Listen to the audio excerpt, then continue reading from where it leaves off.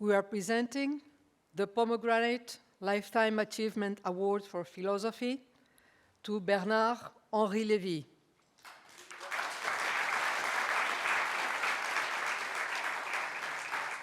In recognition of his extraordinary intellectual and cultural contributions. A leading voice in contemporary philosophy and public debate, BHL, as we call him in France, is one of the most influential intellectuals of our time. Through his books, films, and international engagements, he has devoted his career to exploring the values of freedom, human dignity, and ethical responsibility. Born in Beni Suef, Algeria, Lévy rose to prominence as a founding figure of France's New Philosophers, a movement that challenged totalitarian ideologies and reshaped contemporary intellectual thought. Educated at the prestigious École Normale Supérieure, he quickly established himself as a leading voice against authoritarianism and a passionate advocate of the duty to intervene in the face of injustice. His work spans more than 40 books, essays, novels, plays, and award-winning films, all united by a deep commitment to human rights and moral responsibility. For over 5 decades, through his prolific writing, filmmaking, and speaking, BHL has reported physically and intellectually from the front lines of the world's most urgent conflicts in Afghanistan, Bosnia, Libya, Israel, Darfur, Kurdistan, Rwanda, and Ukraine, bringing global attention to overlooked crises. As a filmmaker, his powerful documentaries, including Bosna, Cannes 1994, The Oath of Tobruk, and The Will to See, combine on-the-ground reporting with philosophical reflection, offering a rare perspective on war, suffering, and resilience. A prolific columnist and cultural leader, Lévy serves as a publisher and a media figure. He has shaped public discourse across Europe and worldwide.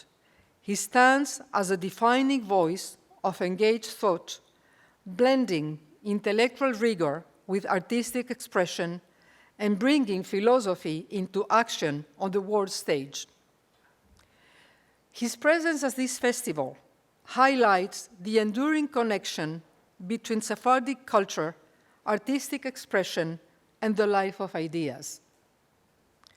Mr. Lévy, as a Sephardi Jew born in Algeria, we wish to pay tribute to your invaluable intellect, gritty activism against dictatorship, terrorism, and state-sponsored genocide, as well as your lifelong fight for freedom, all of which reflects on your Sephardic heritage and human decency. Quoting you, "Freedom is not comfort. Freedom is risk. For your life of purposeful action, we salute you. Please welcome Bernard-Henri Lévy."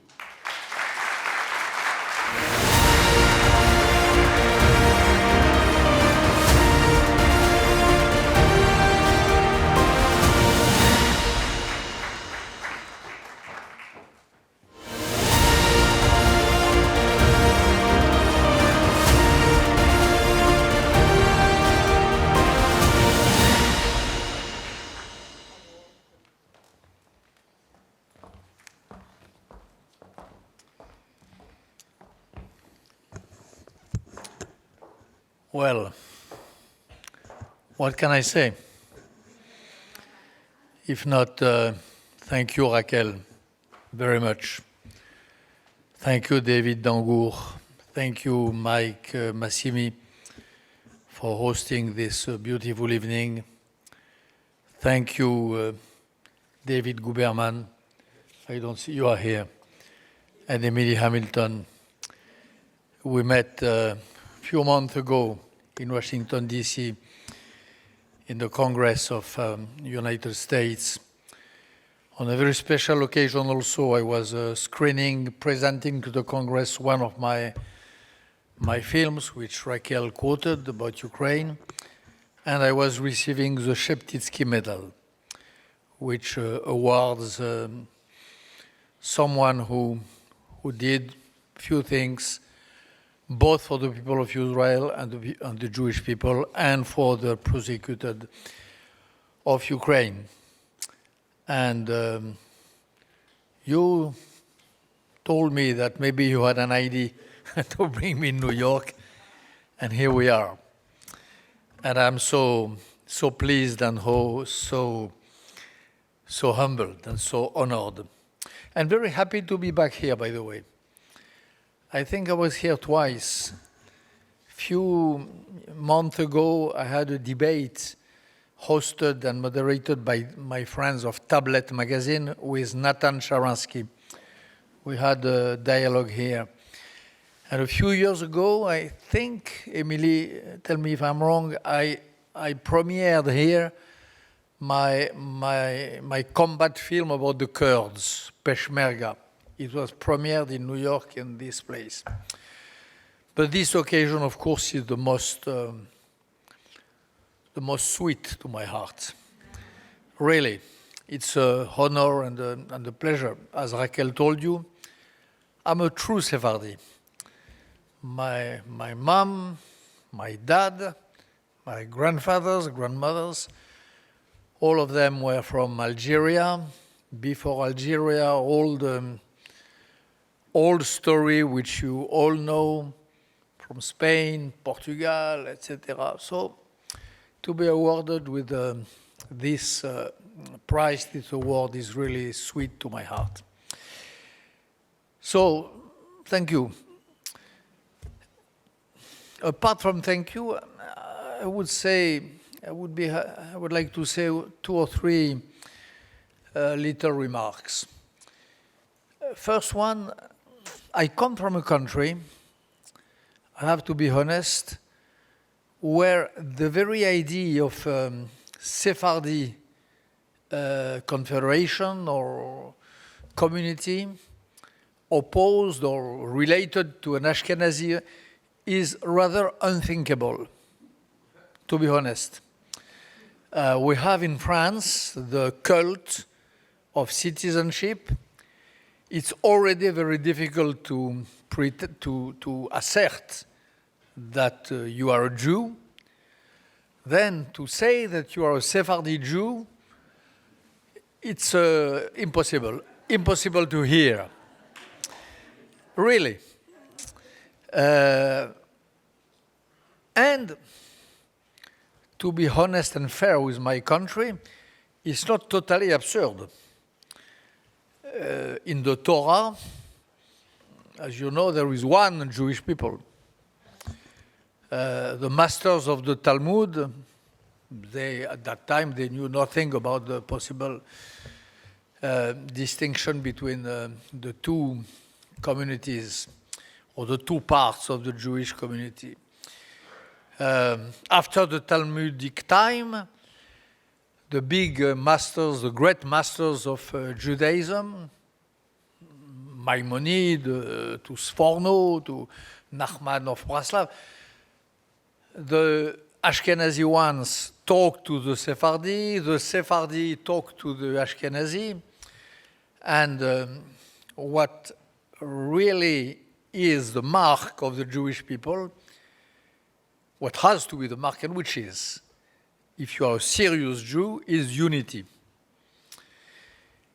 And by the way, when anti-Semitism comes back, as it did at the time of the Dreyfus affair, as it did in the time of the 30s, and as it does now, the anti-Semites make no difference between Sephardi and Ashkenazi. They really don't separate. We are all Jews. If the time of nightmare would come back, we would be all in the same train if we did not resist as we do in our time. So this is my first remark. My second remark is that when Jason and Emily called me, I was immediately happy and honored, as I told you, for the reasons I said, but for one additional reason. There is one reason which made me come here. I just arrived. I was on the plane a few hours ago, especially for that. It is because we are a few days away from the 250th anniversary of this country. And as an American patriot, me, as a lover of America, me,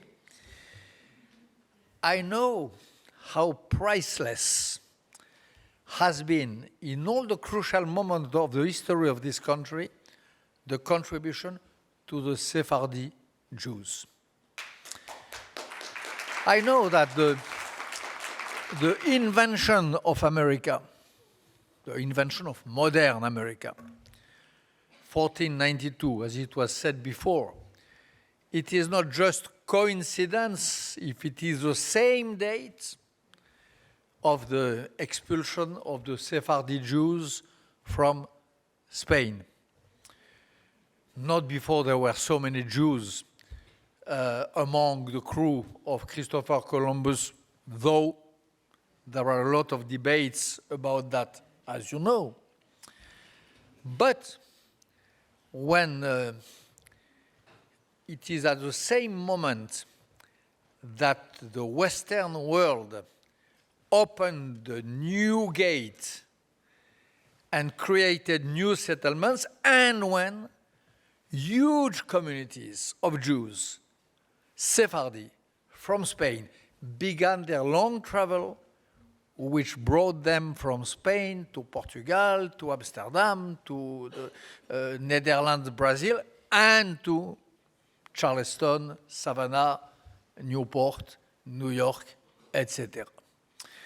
So really, there is a sort of community of destiny between your ancestors, your grandfathers, and the founding fathers of America. Maybe, I don't know if there were Jews among the founding fathers, but for sure, there were a lot of Jews, Sephardi Jews, among the founding citizens of America. Then, at the time of the Revolution, Declaration of Independence, the famous quote of George Washington about no tolerance for persecution and so on, he said that why? Because he knew it was crystal clear that among the best Americans of that time, the best builders of America were some aristocratic Jewish families who were all from Sephardi origin. It's a fact. The Ashkenazi were at that time still entrenched forcibly in their ghettos, in Lithuania, in Ukraine, in Russia, and so on. And the Sephardi Jews made the long travel and were in Savannah and in Newport. And it is in homage, in tribute to your grandfathers, that George Washington made this statement, which is really nearly part of the constitution of this country. Constitution is in a large sense. There is this act of friendship and of brotherhood toward the Jews of Sephardi origin. And it's not finished when when New York gave itself the most modern founding stone of its identity. When the Statue of the Liberty was elevated, not far from here, when on this Statue of Liberty was written these so beautiful verses from New Colossus, welcoming the new migrants who were often Ashkenazi Jews, escaping pogroms in Russia, escaping pogroms in Ukraine too. Who wrote New Colossus? Who welcomed the new migrants? Who said that the definition of America was to be a welcoming country to the migrant and especially to the Jews? Who created this definition of America as an open country? It is a Sephardi Jewish lady, Emma Lazarus. So for me, I know a little this country, and I love it a lot. The American identity is so blended with, so mixed with the Sephardi identity. You know that. I know it. Do Americans around us, average Americans, know it? I'm not so sure. So I am happy to recall it now. And all the more because we are in a moment today, not 1492, not 1776, not 1883, Emma Lazarus, we are in 2026. And what happens in 2026? Three things. First, explosion of anti-Semitism. Second, a lot of countries in the world, of dictatorship, of authoritarian states, do as if America did not exist. Really. The Taliban, Jason said, or Raquel said that I knew well Afghanistan. I knew very well, I would even say. You have there the most radical Islamist regime. They act, they behave, they move, not against America, as if America did not exist. China, really, they hit their road, they make their path, as if America was not in the middle. They act as if they were free to act. Imperialist and colonialist Russia. Imperialist and colonialist today, if there is an imperialist country, it is not the old American empire, as stupid leftists continue to say, it is Russia. Honestly, I know the situation well. Putin, since 4 years, under Trump, under Biden, acted really and definitely as if America was not there. And so on. Maybe the same for Turkey. Erdogan, another so-called big guy. And till a few weeks ago, another one who is Iran. Now, it might be different. I pray, I hope, I don't know. What I mean is that for a lot of bad guys in the world, we are back, the world is back to a pre-Columbus situation. I travel a lot. I went in a lot of places, even in places, global south, some moderate countries and so on. They're really beginning to think and to act as if America was no longer the great power with which they have to compose. A lot of people around the world behave as if we were before in 1491. Second, in this country, you have a lot of co-citizens, a lot of Americans who are relatively happy with that.